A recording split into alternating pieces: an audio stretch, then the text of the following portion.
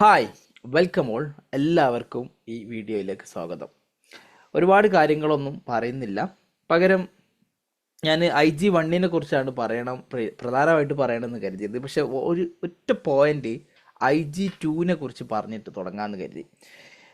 കഴിഞ്ഞ ആഴ്ചയിൽ ഒരു സംഭവം ഉണ്ടായി. ഒരു കാൻഡിഡേറ്റിൻ്റെ റിസൾട്ട് വന്നു. അപ്പോൾ IG-2 കാൻഡിഡേറ്റ് ഫെയിലാണ്. IG-2 ഫെയിലായി കഴിഞ്ഞാൽ എക്സാമിനേഴ്സിൻ്റെ ഫീഡ്ബാക്ക് കിട്ടും.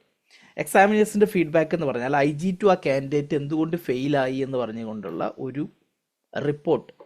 അപ്പോൾ അതിൽ ഓരോ ക്രൈറ്റീരിയ, അപ്പോൾ 4 പാർട്ടാണ് IG-2-നുള്ളത്. അപ്പോൾ 1 മുതൽ 4 വരെയുള്ള പാർട്ടിൽ ഓരോ പാർട്ടിൻ്റെ അണ്ടറിലും ചില ക്രൈറ്റീരിയ ഉണ്ട്. ആ ക്രൈറ്റീരിയ ഒക്കെ മീറ്റ് ചെയ്തിട്ടുണ്ടെങ്കിൽ ഇന്ന കാരണങ്ങൾ കൊണ്ട്, മീറ്റ് ചെയ്തിട്ടില്ലെങ്കിൽ ഇന്ന കാരണങ്ങളെ കൊണ്ട് എന്ന് പറഞ്ഞുകൊണ്ടുള്ളൊരു റിപ്പോർട്ടാണ് ഈ IG-2 എക്സാമിനേഴ്സ് ഫീഡ്ബാക്ക്.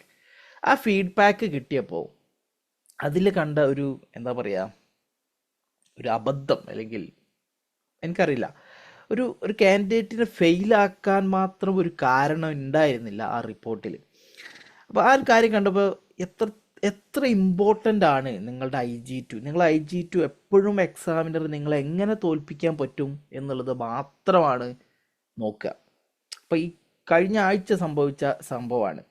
അപ്പോൾ അതിൻ്റെ റിസൾട്ടിൽ എന്തായിരുന്നു സംഭവം എന്ന് വെച്ചാൽ, ഞാനിപ്പോൾ നിങ്ങൾക്കത് എക്സ്പ്ലെയിൻ ചെയ്യാൻ വേണ്ടിയിട്ട് നെബോഷിൻ്റെ ഒഫീഷ്യൽ വെബ്സൈറ്റ് കാണിച്ചു തരാം. നെബോഷിൻ്റെ ഒഫീഷ്യൽ വെബ്സൈറ്റിൻ്റെ ഹോം പേജ് ഇങ്ങനെയാണുള്ളത്. ഇതിലൊരു കാര്യം പറയാനുള്ളത്, നെബോഷ് ഒരുപാട് സെമിനാർസുകൾ, അതേപോലെ വെബിനാർസുകളൊക്കെ നടത്തും. ഈ വെബിനാർസൊക്കെ അത് ഫ്രീലി അവൈലബിൾ ആയിരിക്കും. അതിന് ആക്സസ് പലപ്പോഴും നിങ്ങൾക്ക് ഇവരുടെ ഒഫീഷ്യൽ വെബ്സൈറ്റ് സെർച്ച് ചെയ്താൽ തന്നെ കിട്ടുന്നുണ്ടായിരിക്കും.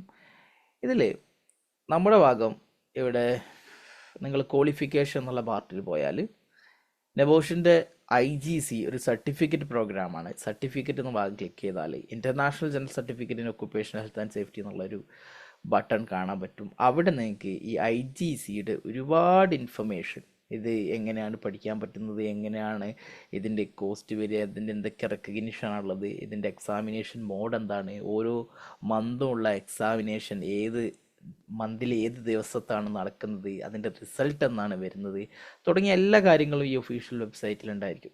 താഴെ പോയാൽ റിസോഴ്സസ് എന്നുള്ളൊരു പാർട്ട് കാണാം. ഈ റിസോഴ്സസിൽ IG-2 പ്രാക്ടിക്കൽ ഗൈഡൻസ് എന്ന് പറഞ്ഞിട്ടുള്ള സെക്ഷൻ ഉണ്ട്.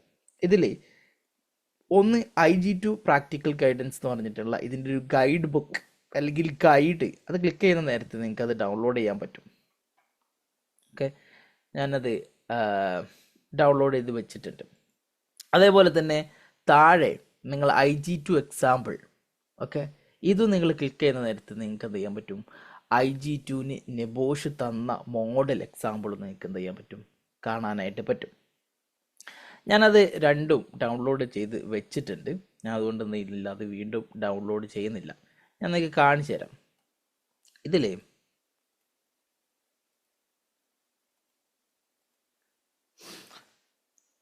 ഈ ഗൈഡൻസിൽ IG-2 ഗൈഡൻസിൽ വളരെ ഷോർട്ടാക്കിയിട്ടാണ് കാര്യങ്ങളൊക്കെ പറയുന്നുണ്ട്. ഈ IG-2 ഗൈഡൻസ് നിങ്ങൾ നോക്കിയിട്ടൊരു IG-2 ചെയ്യുന്ന പക്ഷം നിങ്ങൾ തോൽക്കാനുള്ള ചാൻസ് വളരെ കൂടുതലാണ്. കാര്യം ഇതിൽ ഗൈഡൻസിൽ വളരെ കുറഞ്ഞ കാര്യങ്ങളെ പറയുന്നുള്ളൂ. ഈ ഗൈഡ് നിങ്ങൾ ഓപ്പൺ ചെയ്യുന്ന സമയത്ത് ഇതിൻ്റെ പബ്ലിക്കേഷൻ ഡേറ്റ് കാണാൻ പറ്റും. മെയ് 2021 ഇത് പബ്ലിഷ് ചെയ്തത്. പക്ഷേ ഇത് അപ്ഡേറ്റഡ് ആയിട്ടുള്ള, നിങ്ങൾ ഡൗൺലോഡ് ചെയ്യുന്ന സമയത്ത് ഇതാണ് ഏറ്റവും കൂടുതൽ ലേറ്റസ്റ്റ് ആയിട്ടുള്ള ഗൈഡൻസ്. ഓക്കെ, ഞാൻ ഡേറ്റ് പറയാൻ കാര്യം എന്ന് വെച്ചാൽ അതിന് ഒരു ഇമ്പോർട്ടൻസ് ഉണ്ട്, ഞാൻ പറയാം. പിന്നെ അതിലുള്ള കണ്ടൻസ് എന്തൊക്കെയാണെന്ന് ഇവിടെ പറഞ്ഞു. അതിൽ ഓരോ പാർട്ടിലും IG-2 ലേണർ ശ്രദ്ധിക്കേണ്ട കാര്യങ്ങൾ, എങ്ങനെയാണ് എന്തൊക്കെ ക്രൈറ്റീരിയ ആണ് അസസ് ചെയ്യാൻ പോകുന്നത്, തുടങ്ങിയ എല്ലാ കാര്യങ്ങളും ഈ ഗൈഡൻസിൽ പറയുന്നുണ്ട്. ഞാൻ വീണ്ടും പറയുന്നത്, ഇത് വളരെ ബ്രീഫായിട്ടാണ് പറയുന്നത്. ഇതിൽ വളരെ പ്രധാനപ്പെട്ട ഒരു ഭാഗം എന്ന് പറയുന്നത് ഈ പാർട്ടാണ്, ഈ ടേബിൾ 1. അപ്പോൾ കഴിഞ്ഞ ആഴ്ച വന്ന റിസൾട്ടിൽ കാൻഡിഡേറ്റിനെ ഫെയിലാക്കിയതിൻ്റെ കാര്യം ഇതാണ്. ഈ പറയുന്ന ഹസാർഡ് കാറ്റഗറീസ്, ഇതിൽ 11 എലമെൻറ്റുകളിലായിട്ട് ഡിസ്ട്രിബ്യൂട്ട് ചെയ്തിരിക്കുന്ന 20 ഹസാർഡ് കാറ്റഗറീസാണ് ഇത് ടോട്ടൽ. എൻ്റെ വിശ്വാസം അങ്ങനെയാണ്. 20 ഹസാർഡ് കാറ്റഗറീസ് ഉണ്ട്. നമുക്ക് എണ്ണി നോക്കാം. 1 2 3 4 5 6 7, 8, 9, 10, 11, 12, 13, 14, 15, 16, 17, 18, 19, 20. 20 ഹസാർഡ് കാറ്റഗറീസ് ആണ് നമുക്ക് എന്ത് ചെയ്യാനുള്ളത്. 5 മുതൽ 11 എലമെൻറ്റുകളിൽ വരെ നമുക്ക് പഠിക്കാനുള്ളത്. ഇതിൽ നിന്നാണ് നിങ്ങളുടെ IG2ൻ്റെ ഹസാർഡ് കാറ്റഗറി സെലക്ട് ചെയ്യേണ്ടത്. ഓക്കെ, എന്നിട്ട് ഈ കാൻഡിഡേറ്റിനെ ഫെയിലാക്കിയത് നിങ്ങൾ കാണണം. ഫെയിലാക്കിയതിൻ്റെ കാരണം ഇവിടെ കണ്ടോ, 9ാമത്തെ എലമെൻറ്റിൽ നമ്മൾ പഠിക്കുന്ന വർക്ക് എക്യുപ്മെൻ്റ് ആൻഡ് മെഷീനറി എന്ന് പറഞ്ഞിട്ടുള്ള ഒരു ഹസാർഡ് കാറ്റഗറി. ഓക്കെ, അപ്പോൾ കാൻഡിഡേറ്റ് എഴുതിയത് ഹസാർഡ് കാറ്റഗറി വർക്ക് എക്യുപ്മെൻ്റ് എന്ന് മാത്രമാണ്. ആൻഡ് മിഷനറി എന്നുള്ളത് മിസ് ചെയ്തു. അപ്പോൾ റിസൾട്ട് വന്നത് ഈ ഹസാർഡ് കാറ്റഗറി ഇൻവാലിഡ് ആണ്, അത് അമെൻഡ് ചെയ്യണം എന്ന് പറഞ്ഞിട്ട്. നിങ്ങൾ നോക്കണം, ഇൻവാലിഡ് ആണ്, അത് അമെൻഡ്. എന്താണ് വാലിഡിറ്റി നഷ്ടപ്പെടുന്നത്? ആൻഡ് മിഷനറി എന്നുള്ളത് കൊടുക്കാത്തതിൻ്റെ പേരിൽ. അതേപോലെ തന്നെ മറ്റൊന്ന്, അതെ, movement of people and vehicles in the work place. Okay, ഇതിന് പകരം കാൻഡിഡേറ്റ് കൊടുത്തത് safe movement of people and vehicles in the work place. Safe എന്നുള്ള സാധനം ആഡായി, അതുകൊണ്ട് തന്നെ അത് ഇൻവാലിഡ് ഹസാർഡ് കാറ്റഗറി ആണെന്ന് പറഞ്ഞു. അപ്പോൾ നിങ്ങൾ IG2 സാമ്പിൾ, അത് നെബോഷിൻ്റെ ഒഫീഷ്യൽ വെബ്സൈറ്റിൽ അവർ അപ്ഡേറ്റ് ചെയ്തിട്ടുള്ള ഒഫീഷ്യൽ സാമ്പിളാണ്. നേരത്തെ ഞാൻ ഡൗൺലോഡ് ചെയ്യുന്നത് കാണിച്ചില്ലേ, ആ സാമ്പിളാണ് ഈ കാണുന്നത്. നിങ്ങൾ ഇവിടെ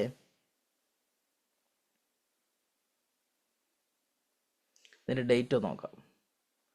25 ഏപ്രിൽ 2022 ഇത് പബ്ലിഷ് ചെയ്തതെന്നാണ് എൻ്റെ വിശ്വാസം. അതിനുശേഷം പബ്ലിഷ് ചെയ്യാതാവാനും ചാൻസ് ഉണ്ട്. ഇതിൽ മറ്റു സ്ഥലത്തൊന്നും ഡേറ്റ് കാണുന്നില്ല. എന്തായാലും ഇവിടെ നമുക്ക് നോക്കാം. ഇതിൽ ഹസാർഡ് കാറ്റഗറി കൊടുത്തിരിക്കുന്നത് വർക്ക് എക്യുപ്മെൻ്റ് എന്നാണ്. അപ്പോൾ ആ കാൻഡിഡേറ്റ് എഴുതിയത് വർക്ക് എക്യുപ്മെൻ്റ് എന്നാണ്, പക്ഷെ അയാളെ എക്സാമിനർ ഫെയിലാക്കി. ഇനി താഴത്തേക്ക് വന്നാൽ safe movement of people and vehicles എന്നാണ് ഇവിടെ. ഗൈഡിലോ movement of peoples and vehicles in the work place എന്നാണ്.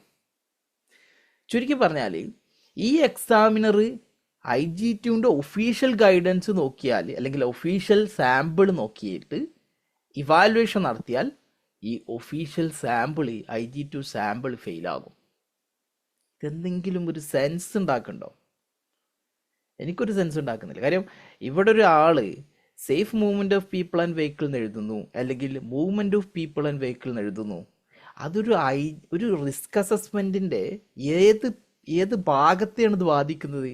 ആ വർക്ക് പ്ലേസിലെ റിസ്ക് എന്താ പറയുക, ഒരു കൺട്രോൾഡ് റിസ്ക് ആക്കുന്നതിൽ, അല്ലെങ്കിൽ റിസ്ക് റെഡ്യൂസ് ചെയ്യുന്നതിനെ അത് എന്തെങ്കിലും ബാധിക്കുന്നുണ്ടോ? ഇപ്പോൾ മിഷനറിയുടെ ഹസാർഡ് പറയുന്ന സമയത്ത് വർക്ക് എക്യുപ്മെൻ്റ് എന്ന് എഴുതി, അല്ലെങ്കിൽ വർക്ക് എക്യുപ്മെൻറ്റ് ആൻഡ് മിഷനറി എന്ന് എഴുതി. അത് എന്ത് ഡിഫറൻസാണ് ഉണ്ടാക്കുന്നത്? ഒരു കാൻഡിഡേറ്റിനെ തോൽപ്പിക്കാനുള്ളൊരു കാരണം അതാണെന്ന് പറയുമ്പോൾ അത് എത്ര ഇൻജസ്റ്റിസ് ആണത്. നെബോഷിന് കംപ്ലൈൻറ്റ് കൊടുക്കാനെന്നുണ്ടെങ്കിൽ കംപ്ലൈൻറ്റ് മെയിൽ അയക്കണം. ഞാൻ കാൻഡിഡേറ്റിനോട് കംപ്ലൈൻറ്റ് മെയിൽ അയക്കാനായിട്ട് ആവശ്യപ്പെട്ടു. കാര്യം അങ്ങനെയാണെങ്കിൽ ഈ ഒഫീഷ്യൽ സാമ്പിൾ അവരെ മാറ്റി കൊടുക്കണം. കാര്യം അത് ഇത് വൈരുദ്ധ്യമാണ് പറയുന്നത്, ഗൈഡിൽ പറയുന്നതല്ല ഇവിടെ പറയുന്നത്. പക്ഷെ ഇതിൽ മാറ്റേണ്ട ആവശ്യമില്ല, കാൻഡിഡേറ്റ് മാറ്റട്ടെ എന്ന് പറയുന്നത് ഒരു ഇൻജസ്റ്റിസ് ആണ്. അപ്പം ഞാൻ പറഞ്ഞു വരുന്നത്, നിങ്ങളുടെ IG2 സബ്മിറ്റ് ചെയ്യുന്നവരാണെങ്കിൽ തീർച്ചയായിട്ടും നിങ്ങൾ ഈ ഗൈഡ് വായിച്ചിരിക്കണം. ഒരു എക്സാമിനർക്ക് തോൽപ്പിക്കാനുള്ള ഒരു പോയിന്റ് പോലും നിങ്ങൾ IG2 ഉണ്ടാകാൻ പാടില്ല. മാക്സിമം എന്ത് ചെയ്യുക, അവരെന്താണോ പറയുന്നത് അത് തന്നെ ഫീഡ് ചെയ്ത് കൊടുക്കുക. അതിൽ ശരിയാണോ തെറ്റാണോ, അല്ലെങ്കിൽ അതിൽ ലോജിക്കുണ്ടോ, മറ്റുള്ള കാര്യങ്ങളൊന്നും നിങ്ങൾ ചിന്തിക്കാതെ നിങ്ങൾക്ക് എങ്ങനെ പാസ്സാകാൻ പറ്റും എന്ന് മാത്രം ചിന്തിച്ചിട്ട് എന്ത് ചെയ്യാം, ഈ കാര്യങ്ങൾ IG2 ഫില്ല് ചെയ്യാം.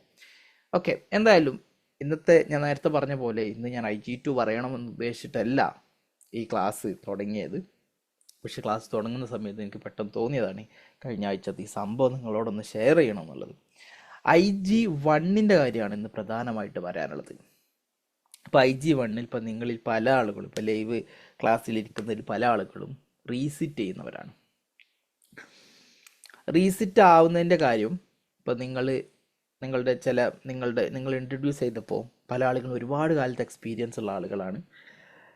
അപ്പോൾ നിങ്ങളുടെ എക്സ്പീരിയൻസ് അല്ല, അല്ലെങ്കിൽ നിങ്ങളുടെ സേഫ്റ്റി നോളജ് അല്ല. അപ്പോൾ ഞാൻ IG2 കേസ് പറഞ്ഞ ഏകദേശം അതുപോലെ തന്നെയാണ് IG1 കേസും.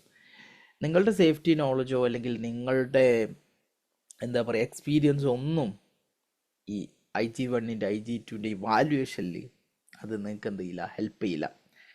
നിങ്ങളെ ഹെൽപ്പ് ചെയ്യുന്നത് ഈ ഇവാലുവേഷൻ്റെ രീതി മനസ്സിലാക്കി ആ ഇവാലുവേഷൻ്റെ രീതിയിൽ ഓരോ മാർക്കും എങ്ങനെ കിട്ടും, എങ്ങനെ നിങ്ങൾക്ക് പാസ്സാകാൻ പറ്റും ഈ രീതിയിൽ എന്ന് തിരിച്ചറിയുന്നതാണ് നിങ്ങളെ ഹെൽപ്പ് ചെയ്യുന്നത്. ആ തിരിച്ചറിവാണ് നിങ്ങളെ ഹെൽപ്പ് ചെയ്യുന്നത്. അത് ചെയ്യാൻ പറ്റുന്ന കാര്യം, ഇനിയിപ്പോൾ ഈ മന്ത് എക്സാം എഴുതുന്നവർക്ക് ആകെ 2 ദിവസമാണ് മുന്നിലുള്ളത്. നേരത്തെ പറഞ്ഞ പോലെ ഈ 2 ദിവസം നിങ്ങൾക്ക് ചെയ്യാൻ പറ്റുന്ന കാര്യം എക്സാമിൻ്റെ മോഡൽ മനസ്സിലാക്കുക. അപ്പം നേരത്തെ നടന്ന എക്സാമുകൾ മനസ്സിലാക്കുക. ഞാൻ എപ്പോഴും പറയുന്നത് പോലെ വീണ്ടും പറയാണ്, ലാസ്റ്റ് നടന്ന 5 ക്വസ്റ്റ്യൻ പേപ്പർ ഇപ്പോൾ ഇന്നലെ ശബര പറഞ്ഞു ക്വസ്റ്റ്യൻ പേപ്പറൊക്കെ അപ്ഡേറ്റ് ചെയ്യാനുണ്ടെന്ന്. എൻ്റെ ലേണിംഗ് ക്ലബ്ബിലുള്ളവരോ അല്ലെങ്കിൽ എൻ്റെ ഡയറക്റ്റ് സ്റ്റുഡൻസ് അവർക്ക് വേണ്ടിയിട്ട് പറയാണ്, ഈ ക്ലാസ് കഴിഞ്ഞ ഉടനെ തന്നെ എല്ലാ ഇതും സ്റ്റോറേജും അപ്ഡേറ്റഡ് ആയിരിക്കും. നിങ്ങൾക്ക് റീസെൻ്റായിട്ട് നടന്ന ക്വസ്റ്റ്യൻസും ആൻസേഴ്സൊക്കെ നിങ്ങൾക്ക് കിട്ടിയിരിക്കും. ഞാൻ 2 ദിവസമായിട്ട് ട്രാവലിംഗ് ഒക്കെ ആയതുകൊണ്ട് ഇത് അപ്ഡേറ്റ് ചെയ്യാൻ പറ്റില്ല. ഷബിനെ 2 ദിവസം മുമ്പ് അറിയിച്ചിരുന്നു. അപ്പോൾ എന്തായാലും അപ്ഡേറ്റ് ചെയ്തിരിക്കും. ഇനി ചെയ്തിട്ടില്ലെങ്കിൽ നിങ്ങൾക്ക് എന്നെ മെസ്സേജ് ചെയ്യാവുന്നതാണ്. എന്നെ ഓർമ്മപ്പെടുത്തിയാൽ ഞാൻ വീണ്ടും അപ്ഡേറ്റ് ചെയ്തതായിരിക്കും. ഓക്കെ, സോ ഇത് പ്രധാനപ്പെട്ട കാര്യമാണ്. ലാസ്റ്റ് നടന്ന 5 ക്വസ്റ്റ്യൻ പേപ്പറെങ്കിലും മിനിമം നിങ്ങൾ മനസ്സിലാക്കുക. അതിനെ അപ്രോച്ച് ചെയ്ത രീതി അത് മനസ്സിലാക്കുക. അത് വളരെ പ്രധാനപ്പെട്ടൊരു കാര്യമാണ്. ഇപ്പോൾ എക്സാമിനെ ഇപ്പോൾ നിങ്ങൾക്ക് ചില ക്വസ്റ്റ്യൻസൊക്കെ എഴുതി കഴിയുമ്പോൾ ചില ആളുകൾക്ക് തോന്നും, okay I did my best, it's good answer എന്നൊക്കെ തോന്നും. പക്ഷേ നമ്മളുടെ കണ്ണിൽ അത് ഗുഡ് ആൻസർ ആണെങ്കിലും എക്സാമിനർക്ക് അതിൽ മാർക്ക് ഇടാൻ ഓപ്ഷൻ ഉണ്ടാവില്ല. ഞാൻ നേരത്തെ പറഞ്ഞ പോലെ IG2 കേസ് പറഞ്ഞ പോലെ അത് ശരിയാണോ തെറ്റാണോ എന്നൊന്നും ഇവിടുത്തെ വിഷയമല്ല. ആ എക്സാമിനർക്ക് മാർക്ക് ഇടാൻ ഓപ്ഷൻ ഉണ്ടോ ഇല്ലേ എന്നുള്ളതാണ് വിഷയം.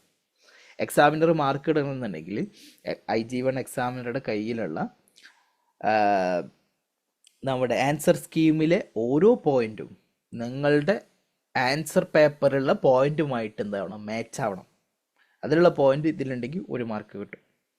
10 മാർക്കിനുള്ള ക്വസ്റ്റ്യൻ പേപ്പർ ആണെങ്കിൽ 10 പോയിന്റ് നിങ്ങളുടെ എക്സാം പേപ്പറിലുള്ളത് ഈ ആൻസർ സ്കീമിലുള്ളത് മാച്ച് ആവണം. ചില ഉത്തരങ്ങൾ ഞാൻ പറയാറുണ്ട്, അത് നിങ്ങളുടെ ശരിയായിരിക്കും, പക്ഷെ അതിന് മാർക്ക് കിട്ടൂല. കാര്യം എന്താ, അത് ആൻസർ സ്കീമിലുള്ള പോയിന്റുമായിട്ട് മാച്ച് ആയിട്ടുണ്ടാകില്ല. അപ്പോൾ നിങ്ങൾ ചോദിക്കും, അത് ജസ്റ്റിസ് ആണോ? ജസ്റ്റിസ് എന്ന് പറഞ്ഞൊരു കാര്യം തന്നെ ഇല്ല ഇവിടെ. ആൻസർ സ്കീമിൽ എന്താണോ ഉള്ളത് അത് നിങ്ങൾ ആൻസർ പേപ്പറിൽ ഉണ്ടാവണം എന്നുള്ളത് മാത്രമാണ് നിങ്ങൾക്ക് മാർക്ക് കിട്ടാനുള്ള കാര്യം. അപ്പോൾ ആൻസർ സ്കീമിൽ എന്ത് മാർക്ക് വരും അല്ലെങ്കിൽ എന്ത് പോയിന്റ് വരും എന്നുള്ളത് നിങ്ങൾ തിരിച്ചറിയില്ല. എങ്ങനെയാണ് ആ തിരിച്ചറിവ് ഉണ്ടാകുന്നത്? നിങ്ങൾ ലേണിംഗ് ഒബ്ജക്റ്റീവ്സിനെ കുറിച്ച് നന്നായിട്ട് അറിവുള്ളവരാകുമ്പോഴാണ്.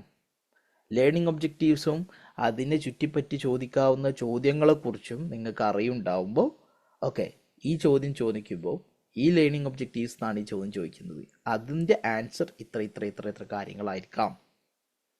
ഇപ്പോൾ ഈ ഗൈഡിൻ്റെ കാര്യം നേരത്തെ പറഞ്ഞു, IG2 ഗൈഡ് വളരെ ബ്രീഫാണ്. അത് നോക്കിയിട്ട് ഒരാൾ IG2 ചെയ്ത് സബ്മിറ്റ് ചെയ്താൽ അയാൾ 100% ഫെയിലാവും. കാര്യം അതിനപ്പുറത്തേക്ക് പല കാര്യങ്ങളും എക്സാമിനർ എന്ത് ചെയ്യും, ഇവാലുവേറ്റ് ചെയ്യുന്ന സമയത്ത് ശ്രദ്ധിക്കും. കാര്യം എക്സാമിനറെ സംബന്ധിച്ചിടത്തോളം അയാൾക്ക് കുറച്ചാളെ ഫെയിലാക്കണം.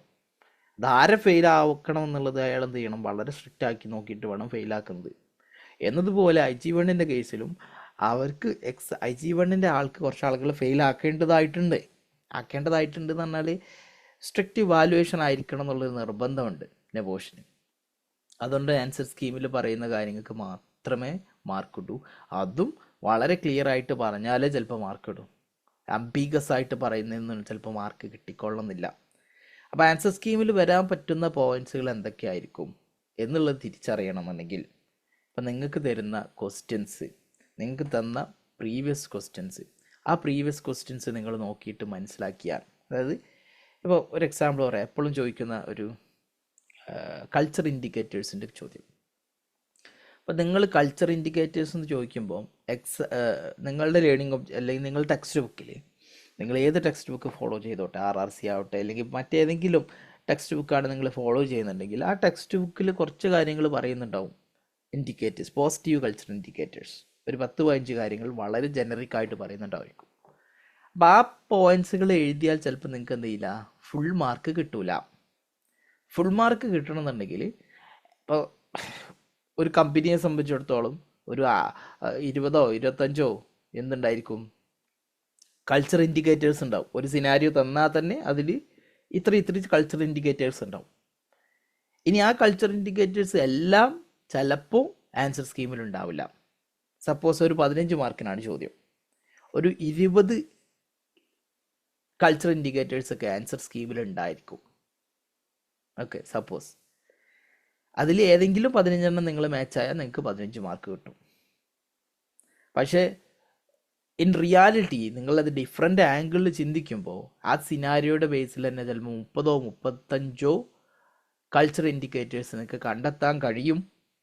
30-35 കൾച്ചർ ഇൻഡിക്കേറ്റേഴ്സിൽ നിങ്ങൾ ചിലപ്പോൾ ഇതിൽ മാച്ചാകുന്ന 10 എഴുതിയിട്ടുണ്ടാവുള്ളൂ, ചിലപ്പോൾ 8 എഴുതിയിട്ടുണ്ടാവുള്ളൂ. ബാക്കി നിങ്ങളൊരു 20 എഴുതിയെന്ന് കരുതാം, പക്ഷെ അതിൽ 10 ചിലപ്പോൾ എന്താവുന്നില്ല, ഇതിൽ മാച്ച് ആകുന്നതായിരിക്കണം എന്നില്ല. അപ്പോൾ നിങ്ങൾക്ക് 8 മാർക്ക് കിട്ടുള്ളൂ, ചിലപ്പോൾ 10 മാർക്കേ കിട്ടുള്ളൂ. അതിൻ്റെ ടോട്ടൽ മാർക്ക് 15 മാർക്കായിരിക്കും. അപ്പോൾ അടുത്ത ചോദ്യം, അതെങ്ങനെ നമ്മൾ തിരിച്ചറിയാൻ പറ്റുക, ഈ ആൻസർ സ്കീമിൽ മാച്ച് ആകുന്ന സാധനങ്ങളാണ് നിങ്ങൾ എഴുതിയിട്ടുള്ളത് എന്ന് എങ്ങനെ തിരിച്ചറിയാൻ പറ്റുക? അതിനാണ് നിങ്ങൾ ഈ പ്രീവിയസ് ക്വസ്റ്റ്യൻസ് നോക്കണം, പ്രീവിയസ് ക്വസ്റ്റ്യൻസിൻ്റെ ഐഡിയൽ ആൻസേഴ്സ് നോക്കണം എന്ന് പറയുന്നത്. കാര്യം ആ ഐഡിയൽ ആൻസേഴ്സ് നിങ്ങൾക്ക് തരുന്നത് അത് എന്താ പറയുക, നല്ല മാർക്ക് കിട്ടിയതിൻ്റെ ബേസിൽ നിങ്ങളുടെ റിസൾട്ടൊക്കെ വന്നതിൻ്റെ ശേഷം ഒക്കെ ആയിരിക്കും അതെന്ത് ചെയ്യുന്നുണ്ടാവുക, നിങ്ങൾക്ക് പലപ്പോഴും തരുന്നുണ്ടാവുക. അപ്പോൾ അത് എന്താ പറയുക, പല ഡിഫറെൻ്റ് ആംഗിളിൽ ചിന്തിച്ച് ആൻസർ സ്കീമുമായിട്ട് ബന്ധപ്പെടാൻ അല്ലെങ്കിൽ ലേണിംഗ് ഒബ്ജക്റ്റീവ്സിൻ്റെ അണ്ടറിൽ വരാവുന്ന പോയിൻറ്റ്സുകളൊക്കെ തിരിച്ചറിഞ്ഞിട്ടാണ് അതെന്ത് ചെയ്യുന്നത്, നിങ്ങൾക്ക് ഐഡിയൽ ആൻസർ തരുന്നത്. അപ്പം ഏറ്റവും നല്ല ഗൈഡ് എന്ന് പറയുന്നത് നിങ്ങളുടെ ക്വസ്റ്റ്യൻ പേപ്പർ നോക്കുക, ഐഡിയൽ ആൻസർ തിരിച്ചറിയുക എന്നുള്ള. പല കാൻഡിഡേറ്റ്സും അത് ചെയ്യാനും മടി കാണിക്കാറുണ്ട്, കാര്യം അത് ബോറിങ് പരിപാടി ആയതുകൊണ്ട്. എനിക്കറിയാം അത് ഭയങ്കര ബോറിംഗ് ആണ്, പക്ഷെ ആ ബോറിംഗ് പരിപാടി ചെയ്താലേ നമുക്ക് എന്ത് ചെയ്യാൻ പറ്റുള്ളൂ, ഈ ആൻസേഴ്സിൽ തിരിച്ചറിയാനും അതിൻ്റെ മാർക്ക് കിട്ടാനും കഴിയും. ചില കാൻഡിഡേറ്റ്സ് ഉണ്ട്, ക്വസ്റ്റ്യൻ പേപ്പർ കിട്ടിക്കഴിഞ്ഞാൽ ഒരു സ്റ്റാർട്ടിങ് ട്രബിൾ ഉള്ള ആൾക്കാർ, അതായത് ഒരിക്കൽ ആൻസർ എല്ലാം അറിയും മൈൻഡിൽ, പക്ഷേ അത് ആൻസർ പേപ്പറിലേക്ക് എത്തിക്കാനുള്ളൊരു ബുദ്ധിമുട്ട്. കാര്യം ഒരു പെർഫെക്റ്റ് സ്റ്റാർട്ടിങ്ങിന് വേണ്ടിയിട്ട് കാത്തുക്കും. ഞാൻ വീണ്ടും പറയാണ്, പെർഫെക്റ്റ് സ്റ്റാർട്ടിങ് എന്ന് പറഞ്ഞൊരു സാധനം ഇല്ല. നിങ്ങൾ ജസ്റ്റ് ആൻസർ എഴുതി തുടങ്ങുന്ന സമയത്ത് എന്ത് ചെയ്യും, അങ്ങോട്ട് വരും. പിന്നെ മാറ്റണമെന്നുണ്ടെങ്കിൽ പിന്നെ മാറ്റാം. അതിങ്ങനെ കുറേ നേരം വെയിറ്റ് ചെയ്ത് നിൽക്കാൻ പാടില്ല. പിന്നെ കാൻഡിഡേറ്റ് പറ്റുന്ന പ്രശ്നമാണ് ലാസ്റ്റ് ടൈമിൽ ആൻസർ പേപ്പറിൻ്റെ നെയിം മാറ്റുന്നത് മറന്നു പോകുന്നത്. ഞാൻ കാൻഡിഡേറ്റ്സിനോട് പറയൽ, നിങ്ങൾ ആൻസർ ടെംപ്ലേറ്റ് കിട്ടിയ ഉടനെ നിങ്ങളുടെ ഡീറ്റെയിൽസ് അടങ്ങുന്ന ഫയൽ നെയിം ചേഞ്ച് ചെയ്തിട്ട് സേവ് ചെയ്യാം. ഫയൽ നെയിം ചേഞ്ച് ചെയ്യേണ്ടത് നിങ്ങളുടെ സെക്കൻഡ് നെയിം, നിങ്ങളുടെ ഫസ്റ്റ് നെയിം, നിങ്ങളുടെ ലേണർ നമ്പർ, ഈ രൂപത്തിൽ നിങ്ങൾ ഫയൽ നെയിം റീനെയിം ചെയ്ത് എന്ത് ചെയ്യണം, സേവ് ചെയ്തിട്ട് നിങ്ങൾ ആൻസർ എഴുതി തുടങ്ങിയാൽ മതി. പിന്നെ കുറച്ച് കഴിയുമ്പോൾ അത് മറന്നു പോകാനുള്ള ചാൻസ് വളരെ കൂടുതലാണ്. ഒരു 15 മാർക്കിനുള്ള ക്വസ്റ്റ്യൻ ആണെങ്കിൽ നിങ്ങൾക്ക് 20 മുതൽ 25 വരെ ബുള്ളറ്റ് പോയിൻറ്റ്സ് എഴുതാൻ പറ്റുന്നുണ്ടെങ്കിൽ ബുള്ളറ്റ് പോയിൻറ്റ്സ് എഴുതിയിട്ട് വേണം നിങ്ങൾ ആൻസർ കംപ്ലീറ്റ് ചെയ്യാനായിട്ട്. കാരണം ഞാൻ നേരത്തെ പറഞ്ഞു, നിങ്ങൾ 25 പോയിൻറ്റ്സ് എഴുതിയാലും ചിലപ്പോൾ അത് മാച്ച് ആവുന്നത് മാക്സിമം 10-12 ആയിരിക്കാം, വി നെവർ നോ. പക്ഷെ മാക്സിമം പോയിൻറ്റ്സ് എഴുതുമ്പോൾ മാക്സിമം ആൻസർ സ്കീമുമായിട്ട് മാച്ച് ആവാനുള്ള ചാൻസ് ഉണ്ട്. മറ്റൊരു കാര്യം, ചില ആൻസേഴ്സ് നിങ്ങൾക്ക് സ്പ്ലിറ്റ് ചെയ്ത് എഴുതാൻ പറ്റുമെങ്കിൽ സ്പ്ലിറ്റ് ചെയ്തിട്ട് എഴുതാനായിട്ട് ശ്രമിക്കാം. ചില ക്വസ്റ്റ്യൻസ് ഉണ്ട്, നിങ്ങൾക്ക് അത് ഒരു എക്സാമ്പിൾ പറഞ്ഞാൽ അത് ഒന്നുകൂടി ക്ലിയർ ആവുള്ളൂ. ചില ആൻസർ നിങ്ങൾക്ക് കമ്പൈൻ ചെയ്തിട്ട് എഴുതാൻ പറ്റും. ഒറ്റ ബുള്ളറ്റ് പോയിന്റിൽ തന്നെ 2 പോയിന്റ് എഴുതാൻ പറ്റും. അപ്പോൾ നിങ്ങൾ ചിന്തിച്ചിട്ട് ആ ഒറ്റ പോയിന്റ് എഴുതുന്നതിന് പകരം അത് സ്പ്ലിറ്റ് ചെയ്തിട്ട് എഴുതുക. അതെന്താണെന്ന് വെച്ചാൽ ഞാൻ എപ്പോഴും പറയുന്ന പോലെ എക്സാമിനറുടെ ഒരു മൈൻഡ് നിങ്ങൾ കാണണം. എക്സാമിനർ വളരെ ടയേർഡായിട്ടായിരിക്കും. ഒരു 50 60 പേപ്പറൊക്കെ ചിലപ്പോൾ ഒറ്റ സ്ട്രെച്ചിലിരുന്ന് ഇവാലുവേറ്റ് ചെയ്യുന്നുണ്ടായിരിക്കും. ഓക്കെ, ഇനി 50 ഇല്ല, ഒരു 20 പേപ്പറാണ് ഒറ്റ സ്ട്രെച്ചിൽ ഇവാലുവേറ്റ് ചെയ്യുന്നത്. സപ്പോസ് അയാൾ ലാസ്റ്റ് ആകുമ്പോഴൊക്കെ ടയേർഡായിരിക്കും. ടയേർഡായാൽ നിങ്ങൾ എഴുതാത്ത ആൻസർ അയാൾ പേപ്പറിൽ കാണൂല, പക്ഷേ എഴുതിയ ആൻസർ ചിലപ്പോൾ കാണാതെ പോകാം. അപ്പോൾ ഓരോ പോയിന്റും നിങ്ങൾ എഴുതിയത് കാണാതെ പോകണമെന്നുണ്ടെങ്കിൽ നിങ്ങളത് സെപ്പറേറ്റ് ആക്കി എഴുതണം. ആ ഓരോ ആൻസറിൻ്റെ ഇടയിലും, അതായത് ഓരോ ബുള്ളറ്റ് പോയിൻ്റ് ഇടയിലും ഒരു ഗ്യാപ്പ് ലൈൻ ഇടണം. അതെപ്പോഴും പറയല്ലേ കാൻഡിഡേറ്റ്സിനോട്. എന്തിനാണെന്ന് വെച്ചാൽ അതൊരു ടിപ്പാണ്. കാര്യം എക്സാമിനർ എപ്പോഴും ഈ പോയിന്റ് മിസ്സായാൻ ചാൻസ് ഉണ്ട്. അപ്പോൾ നിങ്ങളിങ്ങനെ ചിന്തിക്കും, ഞാൻ വളരെ കഷ്ടപ്പെട്ട് ഇപ്പോൾ ജോലിയുടെ തിരക്കിൻ്റെ ഇടയിൽ, വളരെ സ്ട്രെസ്ഫുൾ ലൈഫിൻ്റെ ഇടയിൽ ഇത്ര കഷ്ടപ്പെട്ട് പഠിക്കുന്നു. പഠിക്കുക എന്ന് പറഞ്ഞാൽ ഒരു ഫുൾ ടൈം വർക്കിൻ്റെ കൂടെ പഠിക്കുക എന്ന് പറഞ്ഞാൽ അതിന് വലിയ തലവേദന വേറെ ഇല്ല. എന്നിട്ട് ഈ എക്സാം ഡേൻ്റെ അന്ന് ഫുൾ ഡേ 24 hours ബാക്കി ഒരുപാട് കാര്യങ്ങൾ കോംപ്രമൈസ് ചെയ്ത്, ഫാമിലി, ഫ്രണ്ട്സ്, ജോബ്, ഇതൊക്കെ കോംപ്രമൈസ് ചെയ്തിട്ട് ഇതിൻ്റെ 24 hours ഈ കമ്പ്യൂട്ടറിൻ്റെ മുന്നിൽ ഇരുന്ന് ഇതൊക്കെ ചെയ്ത് കഴിഞ്ഞിട്ട് എക്സാമിനർക്ക് ഇതിൻ്റെ ആൻസർ ഒന്നും വായിക്കാൻ കഴിയില്ലേ എന്ന് നിങ്ങൾ ചിന്തിക്കുന്നുണ്ടെങ്കിൽ, ഞാൻ വീണ്ടും പറയാണ്, എക്സാമിനറുടെ അവസ്ഥ നിങ്ങൾ ഒരു 20 പേപ്പറൊക്കെ ഒറ്റടിക്ക് ഇവാലുവേറ്റ് ചെയ്യുന്ന ഒരാളെ അവസ്ഥ നിങ്ങൾ നോക്കണം. അപ്പോൾ അവർക്ക് എന്തിനാ 20 നോക്കണേ, ആദ്യം 5 നോക്കിയാൽ മതി എന്ന് ചോദിക്കുമ്പോൾ, ഈ എക്സാമിനേഴ്സ് പല ആളുകളും full time health and safety പ്രൊഫഷണൽസുകളായിരിക്കും. പല ആളുകളും ട്രെയിനേഴ്സ് ഉണ്ടായിരിക്കും, അതല്ലാതെ സേഫ്റ്റി പ്രൊഫഷണൽസ് ഉണ്ടായിരിക്കും. ആരും ഫുൾ ടൈം എക്സാമിനറായിട്ട് നിൽക്കുന്നവരല്ല. ഇനി അങ്ങനെ ആരെയും നിൽക്കുന്നുണ്ടല്ല, ഒരു ബഹുഭൂരിപക്ഷവും എക്സാമിനേഷൻ ഈ വാലുവേഷൻ ഒരു പാർട്ട് ടൈം ആയിട്ട് ചെയ്യുന്നവരാണ്. ചിലപ്പോൾ ഡ്യൂട്ടി ഉള്ള ദിവസങ്ങളൊക്കെ ആയിരിക്കും ഇത് ഓരോന്നോരൊക്കെ പറയും, ഒരു ടൈം പീരീഡ് കൊടുത്തിട്ടുണ്ടായിരിക്കും, അതിൻ്റെ ഉള്ളിൽ അവർക്ക് അസൈൻ ചെയ്ത പേപ്പേഴ്സ് ഇവാലുവേഷൻ നടത്തി കൊടുക്കണം. ചിലപ്പോൾ ഡ്യൂട്ടിയുടെ തിരക്കൊക്കെ ഉണ്ടാകുമ്പോൾ സ്വാഭാവികമായിട്ടും അവർ ടയേർഡായിരിക്കും, അവർ മെൻ്റലി ടയേർഡായിരിക്കും. അങ്ങനെയാണ് ഇവാലുവേഷൻ നടക്കുന്നത്. ജസ്റ്റിസ് ആണോ? ഞാൻ പറഞ്ഞു ജസ്റ്റിസ് ആൻഡ് ഇൻജസ്റ്റിസ് അതൊന്നും ഇവിടെ ചോദ്യമേ അല്ല. ഞങ്ങൾക്ക് മാർക്ക് കിട്ടുന്നുണ്ടോ, പാസ്സാവുന്നുണ്ടോ എന്നുള്ളതാണ് ചോദ്യം. അപ്പോൾ അത് അവരുടെ ജോബ് ഈസിയാക്കുക. എങ്ങനെ ഈസിയാക്കാൻ പറ്റും? ഓരോ ബുള്ളറ്റ് പോയിന്റിൻ്റെ ഇടയിലും ഒരു ഗ്യാപ്പ് ലൈൻ ഇടാം. ഓരോ കീവേഡ്സും, അതായത് ആൻസർ സ്കീമിൽ ഉണ്ടാകാൻ ചാൻസ് ഉണ്ട് എന്ന് നിങ്ങൾക്ക് തോന്നുന്ന കീവേഡ്സുകൾ ബോൾഡാക്കി വെക്കാം. കളറൊന്നും മാറ്റണ്ട, ജസ്റ്റ് ബോൾഡാക്കിയിട്ട് എന്ത് ചെയ്യാം, എക്സാമിനർക്ക് പെട്ടെന്ന് ക്യാച്ച് ചെയ്യാൻ പറ്റുന്ന ഐ ക്യാച്ചിങ് ആക്കി വെക്കാം. അത് മറ്റൊരു ടിപ്പാണ്.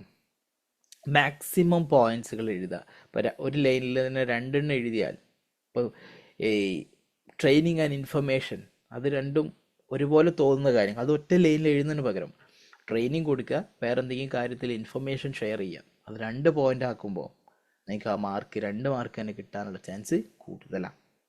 ടെക്നിക്കലി സ്പീക്കിംഗ്, നിങ്ങൾ 2 പോയിൻ്റ് ഒരു ബുള്ളറ്റ് പോയിന്റിൽ എഴുതിയാലും നിങ്ങൾക്ക് 2 മാർക്ക് കിട്ടണം. എക്സാമിനർ അത് കണ്ടിട്ടുണ്ടെങ്കിൽ, എക്സാമിനർ അത് കാണണമെന്നുണ്ടെങ്കിൽ ഒരു പക്ഷേ നിങ്ങൾക്ക് ചിലപ്പോൾ 2 സ്പ്ലിറ്റ് ചെയ്യേണ്ടി വരും. അത് മറ്റൊരു കാര്യമാണ്. സോ ഞാൻ വീണ്ടും പറയാണ്, നിങ്ങൾക്ക് ഇതിലൊക്കെ എക്സ്പീരിയൻസ് കിട്ടണമെന്നുണ്ടെങ്കിൽ നിങ്ങൾ എന്ത് ചെയ്യണം, previous questions and answers practice ചെയ്യണം. ഇനി ഒരു ചെറിയ അനൗൺസ്മെൻറ്റ് നടത്തിയിട്ട് നമുക്ക് എന്ത് ചെയ്യാം, ഈ സെഷന് നമുക്ക് ക്വസ്റ്റ്യൻ ആൻസേഴ്സിലേക്ക് നീങ്ങാം. നിങ്ങൾ ഇപ്പോൾ ഈ വീഡിയോ ഞാൻ ശേഷം യൂട്യൂബിലിടും. യൂട്യൂബിൽ കാണുന്നവരാണെങ്കിൽ നിങ്ങൾക്ക് എൻ്റെ ലേണിംഗ് ക്ലബ്ബിൽ ജോയിൻ ചെയ്താൽ നിങ്ങൾക്ക് റിസോഴ്സസുകളൊക്കെ കിട്ടും. എൻ്റെ ലേണിംഗ് ക്ലബ്ബിൽ ജോയിൻ ചെയ്യാൻ എൻ്റെ വാട്സപ്പിലേക്ക് നിങ്ങൾ മെസ്സേജ് ചെയ്താൽ ഞാൻ ഡീറ്റെയിൽസ് അയച്ചു തരുന്നതായിരിക്കും. എൻ്റെ വാട്സപ്പ് നമ്പർ ഒന്നില്ലെങ്കിൽ കമൻറ്റ് ബോക്സിൽ ഉണ്ടായിരിക്കും, അല്ലെങ്കിൽ ഡിസ്ക്രിപ്ഷൻ ഓഫ് ദി വീഡിയോയിൽ ഉണ്ടായിരിക്കും. 9747133860 എന്നുള്ളതാണ് എൻ്റെ വാട്സപ്പ് നമ്പർ. ഞങ്ങൾക്ക് മെസ്സേജ് അയക്കാവുന്നതാണ്. സോ ഞാൻ പറയുന്നത് IG1 കേസിൽ ഇത്രേ ചെയ്യാനുള്ളതും. പ്രീവിയസ് ക്വസ്റ്റ്യൻസ് ആൻസേഴ്സ് നോക്കുക, ലേണിംഗ് ഒബ്ജക്റ്റീവ്സ് പഠിച്ചിട്ടുണ്ടെന്ന് ഉറപ്പാക്കുക. നിങ്ങൾക്ക് ഏതെങ്കിലും ടോപ്പിക് റിലേറ്റഡ് ചെയ്തിട്ട് എന്തെങ്കിലും ക്വസ്റ്റ്യൻസ് ഉണ്ടോ ചോദിക്കാനും? Any questions about IG1?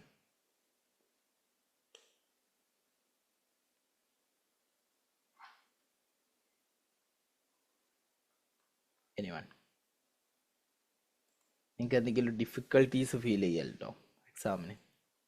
നമ്മൾ മോഡൽ എക്സാം എഴുതിയിട്ടുണ്ടായിരുന്ന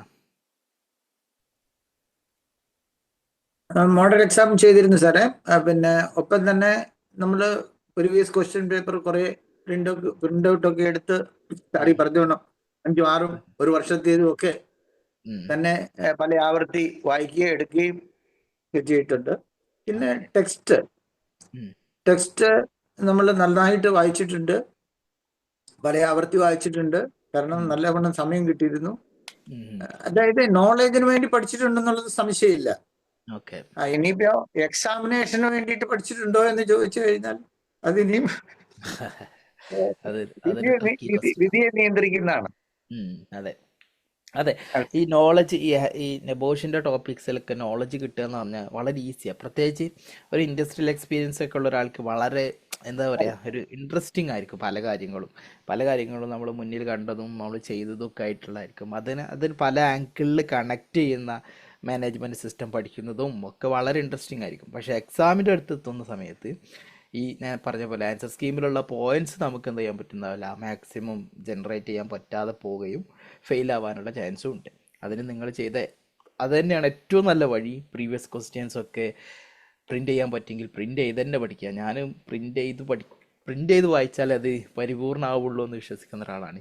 പ്രിൻ്റ് ചെയ്ത് പഠിക്കുമ്പോൾ അതിൻ്റെ ഒരു പ്രത്യേക എന്താ പറയുക, മെമ്മറി സ്ട്രോങ് ആവാൻ അത് ഹെൽപ്ഫുള്ളാണ്. എന്നിട്ട് മാക്സിമം പ്രീവിയസ് ക്വസ്റ്റ്യൻസൊക്കെ ആൻസേഴ്സൊക്കെ ഡെവലപ്പ് ചെയ്ത രീതി മനസ്സിലാക്കുക, അതിൻ്റെ സ്ട്രക്ചർ, അതിൻ്റെ ടോണ്, അതിൻ്റെ ഡെപ്ത്ത്, അതൊക്കെ തിരിച്ചറിയുക. ചില ആളുകളൊക്കെ ഒരുപാട് എക്സ്പ്ലെയിൻ ചെയ്യും, ഒരു മാർക്കിന് അത്ര എക്സ്പ്ലനേഷൻ്റെ ആവശ്യം ഉണ്ടാവില്ല. ചില ആളുകൾ വളരെ കുറഞ്ഞ എക്സ്പ്ലനേഷൻ കൊടുക്കും. അത് അപ്പോൾ മാർക്ക് ഇടുന്ന എക്സാമിനർക്ക് തോന്നും ഇത് പോരെ, എക്സ്പ്ലനേഷൻ മീൻസ് ആ പോയിന്റിലേക്ക് വന്നിട്ടുണ്ടായിരിക്കില്ല. ചെറിയൊരു കണക്ഷനും കൂടി ഉണ്ടെങ്കിൽ ചിലപ്പോൾ ആ പോയിന്റിലേക്ക് വന്നിട്ടുണ്ടായിരിക്കും. അപ്പോൾ അതൊക്കെ തിരിച്ചറിയാൻ ഏറ്റവും നല്ലത് ഈ ഐഡിയൽ ആൻസേഴ്സ് നോക്കൽ തന്നെയാണ്. എൻ്റെ പ്രീവിയസ് കമ്പനിയിലും അവിടെ ഇവിടെയൊക്കെ PTW മറ്റേ ഇൻഡക്ഷനിലും ട്രെയിനിങ്ങിലും ഒക്കെ ഞാൻ ധാരാളം ഒരു പക്ഷേ 500-1000 ട്രെയിനിങ്ങുകളും ഇൻഡക്ഷനും ഒക്കെ കൈകാര്യം ചെയ്തിട്ടുള്ളപ്പോഴൊക്കെ എനിക്ക് തോന്നി ഒരു 2 ആഴ്ചത്തെ കോഴ്സ് കഴിഞ്ഞപ്പോഴത്തന്നെ ഞാൻ വളരെ പെർഫെക്റ്റ് ആണെന്നൊരു തോന്നൽ എനിക്ക് തോന്നിയായിരുന്നു. കാരണം എൻ്റെ പ്രീവിയസ് എക്സ്പീരിയൻസും അതിൻ്റെ കൂടെ ഈ തിയറിറ്റിക്കൽ ആകുമ്പോൾ വളരെ ചെറുതായിട്ട് തോന്നിയുള്ളൂ. അറിയാൻ വേണ്ടി തിയറി ഇത്രേ ഉള്ളൂ എന്ന് തോന്നിയതാണ്. പക്ഷെ എക്സാം കഴിഞ്ഞപ്പോഴാണ് നമുക്ക് പിടുത്തം വിട്ടുപോയി എന്നുള്ള സത്യാവസ്ഥ മനസ്സിലായത്. അതെ അതെ അതെ. എന്തായാലും ഈ പ്രാവശ്യം നിങ്ങൾ കൂടുതൽ പ്രിപ്പറേഷൻ നടത്തിയിട്ടുണ്ട്. എൻ്റെ ലേണിംഗ് ക്ലബ്ബിൽ ജോയിൻ ചെയ്തതിന് ഒരുപാട് താങ്ക്സ്. ഇപ്രാവശ്യം എന്തായാലും നിങ്ങൾ ഒരു എന്താ പറയുക, നല്ല മാർക്കോട് കൂടി പാസ്സാകട്ടെ എന്ന് ആശംസിക്കുന്നു. ദെൻ എനിവൺ എൽസ് എന്തെങ്കിലും ഡൗട്ട് ഉണ്ടോ? അല്ലെങ്കിൽ നമുക്ക് എന്ത് ചെയ്യണം? IG1 നിങ്ങളെ നിന്ന് എന്താണ് എക്സ്പെക്റ്റ് ചെയ്യുന്നത്, എന്തൊക്കെയാണ് അതിൻ്റെ അടുത്ത സ്റ്റെപ്പുകൾ എന്നുള്ള ഒരു ഭാഗത്തേക്ക് പോകാം. ഓക്കെ, ഞാനിവിടെ വീഡിയോ സ്റ്റോപ്പ് ചെയ്യാണ്. Thanks for watching.